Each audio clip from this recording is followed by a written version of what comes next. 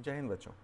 अब जो basic maths के पार्ट हम लोग करने वाले हैं वो है ग्राफ का पार्ट। और ग्राफ में जो सबसे पहला पार्ट हम लोग यूज़ करने वाले हैं दैट इज़ स्ट्रेट लाइन का ग्राफ। तो स्ट्रेट लाइन का ग्राफ, स्ट्रेट लाइन का ग्राफ काफ़ी कॉमन है और काफ़ी बार बहुत सारे क्वेश्चंस में ये डायरेक्टली आ जाता है। तो y इज़ इक्वल टू, अगर आपको याद हो कि स्ट्रेट लाइन का इक्वेशन क्या होता है, y इज़ इक्वल टू होता है वो mx प्लस सी के बराबर। फिर m क्या होता है यहाँ पर बेटा, m होता है हमारे पास स्लोप। स्लोप क्या होता है, टेन थीटा के बराबर होता है। c क्या होता है, इसको हम लोग बोलते हैं y इंटरसेप्ट।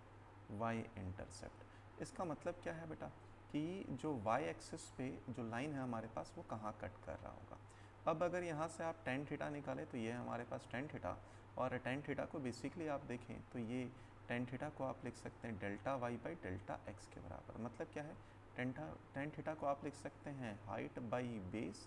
हाइट को क्या लिख सकते हैं, y2 minus y one by x2 minus x1, x2 minus x1। ठीक है, तो यहाँ पर c हमारे पास y इंटरसेप्ट पॉजिटिव है, y है। अब हमारे पास दूसरा कंडीशन चलते हैं। तो अगला केस मान लो ऐसा है, नेक्स्ट केस मान लीजिए हमारे पास कुछ इस तरीके का है।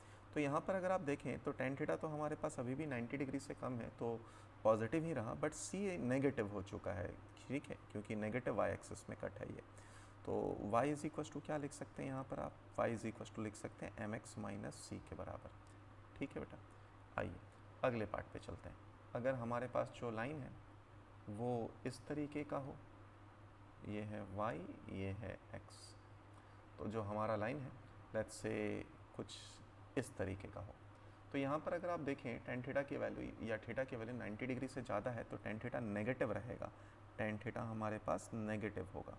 तो अगर नेगेटिव होगा तो y इज इक्वल टू क्या आ गया हमारे पास, और c की वैल्यू पॉजिटिव है तो y इज इक्वल टू आया माइनस एम एक्स प्लस सी के बराबर। ठीक है, ये नेगेटिव है और यही है m। नेक्स्ट केस में अगर हम लोग चलें तो c को भी नेगेटिव कर सकते हैं। c को नेगेटिव करने के लिए ले लिया x, ये ले लिया y, और ये रहा हमारे पास लाइन। तो यहाँ पर c भी नेगेटिव है और टेन थीटा भी नेगेटिव है, तो आ गया हमारे पास y is equal to minus M X minus C के बराबर। अगले पार्ट पे चले तो हमारे पास स्ट्रेट लाइन, ये है x, ये है y। तो अगर हमारे पास जो लाइन है वो कुछ इस तरीके से पास हो रहा हो, तो देख बेटा इस टाइम पे टेन थीटा की वैल्यू ज़ीरो हो जाएगी क्योंकि एंगल 0 डिग्री है। तो y इज इक्वल टू क्या आ गया, कांस्टेंट के बराबर आ गया।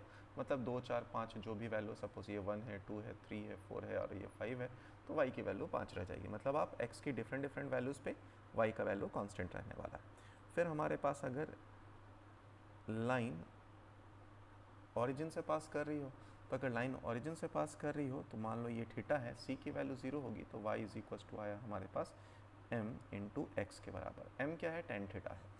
ठीक है, y इज इक्वल टू ये आया टेन थीटा इंटू एक्स के बराबर। अगर थीटा की वैल्यू मान लो 45 डिग्री रख दिया जाए तो y की वैल्यू क्या आ जाएगी हमारे पास, x की वैल्यू आ जाएगी, क्योंकि टेन 45 की वैल्यू 1 के बराबर होती है।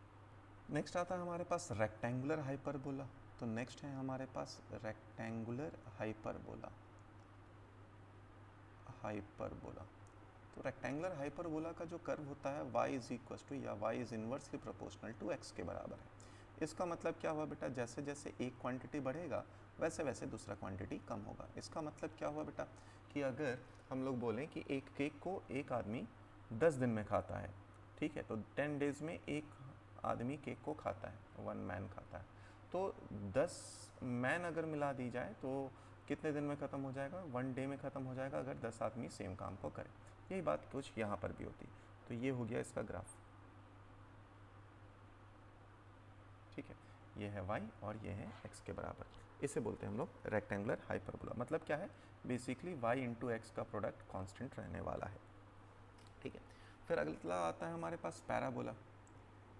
पैराबोला, तो parabola y is equal to k x square का फॉर्म लिख सकते हैं हम लोग, या x is equal to k y square का फॉर्म लिख सकते हैं। और यहीं पे कई बार कन्फ्यूजन होता है बेटा कि कर्व कैसा रहेगा। तो अगर जिसका भी पावर आप 1 देखें, जैसे कि यहाँ पर पावर किसका 1 है, y का, y is equal to k x square है, तो जिसका पावर 1 रहेगा कर्व उसके तरफ घूमा रहेगा।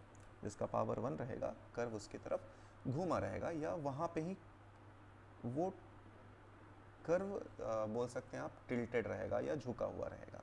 यहाँ पे y का पावर 1 है तो y की तरफ कर्व हमारा घुमा हुआ है। ठीक है, ये है x। अगर यही बात कुछ ऐसा लिखा जाए तो ये है x, ये है y, और कर्व हमारे पास ऐसा घुमा हुआ है, तो इसका मतलब किस तरफ ये टिल्टेड है बेटा, x की तरफ है। तो बेसिकली ये है हमारे पास x is equal to k y square का फॉर्म है। अगर ये नेगेटिव रहता तो क्या होता बेटा, तो अगर मान लो y is equal to minus k x square होता, तो कर्व हमारा इस तरीके का होता। ठीक है, ये है y, ये है x। डन, चलिए आगे बढ़ते हैं। इसके बाद आता है हमारे पास सर्कल के ग्राफ। ठीक है, तो नेक्स्ट आता है हमारे पास सर्कल का ग्राफ। नेक्स्ट होता है हमारे पास सर्कल का ग्राफ। सर्कल का ग्राफ, अब सर्कल का ग्राफ क्या होता है बेटा, सर्कल आप सबने देख रखा होगा, तो ये है हमारे पास सर्कल, ये है हमारे पास सर्कल। अब सर्कल में हमारे पास ये हो गया x एक्सिस, ये है y एक्सिस। तो लेट्स से ये है हमारे पास ओरिजिन, तो सेंटर ऑफ द सर्कल और ओरिजिन कोइंसाइड हो रही है, तो ये है r। हम लोग इसका इक्वेशन क्या लिख सकते हैं बेटा, x square plus y square is equal to r square के बराबर लिख सकते हैं। एरिया ऑफ द सर्कल अगर लिखा जाए तो किसके बराबर होगा, पाई आर स्क्वायर के बराबर होगा। इसका पेरीमीटर अगर देखा जाए तो किसके बराबर होगा, पेरीमीटर मतलब क्या, इसको आप कट करते रहे तो ये एक स्ट्रेट लाइन हो जाएगा, तो पेरीमीटर आएगा हमारे पास 2 पाई आर के बराबर। ठीक है, पेरीमीटर आ रहा होगा हमारे पास 2 पाई आर के बराबर।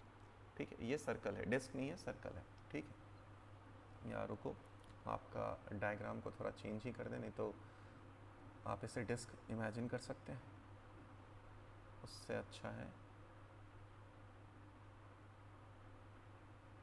ठीक है, चलिए, तो ये हमारे पास सर्कल है। नेक्स्ट आते हैं हम लोग, चलिए अगला अगर हम अपने से बात किया जाए कि बताइए एलिप्स क्या होता है। Next is ellipse. ठीक है, तो let's draw one ellipse. Ellipse ellipse आइए, ठीक है, ये है हमारे पास एलिप्स। अब एलिप्स में अगर हम लोग बात करें तो यहाँ पर दो फोकाई होंगे, जैसे कि सर्कल में एक सेंटर होता है वैसे ही यहाँ पर दो फोकाई होंगे। सर्कल में एक रेडियस होता है, बट यहाँ पर दो, बोल सकते हैं आप, semi major and semi minor axes होंगे। तो लेट्स से ये ए है, ये बी है। ए का क्या नाम है बेटा, ए का नाम है semi major axes, semi major axes, और ये है हमारे पास सेमी माइनर एक्सेस। इसके दो फोकाई होंगे, ये है ए इंटू ई कॉमा ज़ीरो, वन फोकाई, और दूसरा है माइनस ए ई कॉमा ज़ीरो, माइनस ए ई कॉमा ज़ीरो। ई क्या है बेटा, ई है हमारे पास इसेंट्रिसिटी। तो ई की वैल्यू जो है हमारे पास इसेंट्रिसिटी, इसेंट्रिसिटी की वैल्यू क्या होती है बेटा, under root of 1 minus b square by a square, b square by a square. इसका इक्वेशन अगर देखा जाए तो एलिप्स का इक्वेशन क्या आ जाएगा, एक्स स्क्वायर, अब एक्स में कौन सा लाइन है, ए, तो x square plus a square y square by b square equal to 1 के बराबर। ठीक है, अगर एरिया ऑफ द एलिप्स बताया जाए तो that is equal to pi a into b के बराबर होगा। इसका पेरीमीटर बताया जाए that is equal to 2 pi into under root of a square plus b square divided by 2 के बराबर हो जाएगा। ठीक है, आइए अगले पार्ट में हम लोग आगे बढ़ते हैं। नेक्स्ट इज एक्सपोनेंशियल का ग्राफ। तो एक्सपोनेंशियल मतलब क्या है, y is equal to e to power x का ग्राफ। तो अगर इसका ग्राफ देखें और ये है y is equal to e to power x और ये है x। ठीक है, तो इसका जो ग्राफ होगा बेटा कुछ इस तरीके का होगा। इसकी वैल्यू क्या होगी, e to power zero, something का यहाँ पे x की पावर ज़ीरो है तो something power zero is always equal to 1, तो ये ग्राफ कुछ ऐसा होगा हमारे पास। अगला होता है y is equal to log x या ln x का ग्राफ। ठीक है, y is equal to log x, तो लॉग का जो ग्राफ होता है बेटा, लॉग का ग्राफ ये x है, ये हमारे पास y है, ये 1 है, तो y is equal to log x का ग्राफ कुछ इस तरीके का होता है। ठीक है, चलिए इसके बाद कुछ और बातें, छोटी छोटी बातें हैं बट उसको कर लेते हैं ताकि आपको एग्ज़ाम में दिक्कत ना हो। अगर किसी भी चीज़ का पावर, लेट्स से x का पावर 0 बोला जाए तो वो 1 के बराबर होता है। अगर 1 बाई एक्स का पावर m है तो उसको आप लिख सकते हैं x का पावर माइनस m के बराबर लिख सकते हैं। अगर x का पावर m ऊपर है, नीचे है x का पावर n, तो आप लिख सकते हैं x का पावर m, ये नीचे से गया तो x का पावर माइनस n, अब दोनों का बेस सेम है तो आप x का पावर m माइनस n लिख सकते हैं। वेरएज अगर यहाँ पर है x का पावर m और यहाँ पर है y का पावर n, तो आप इसको लिख सकते हैं x का पावर m इंटू वाई का पावर माइनस n के बराबर। ठीक है। अच्छा,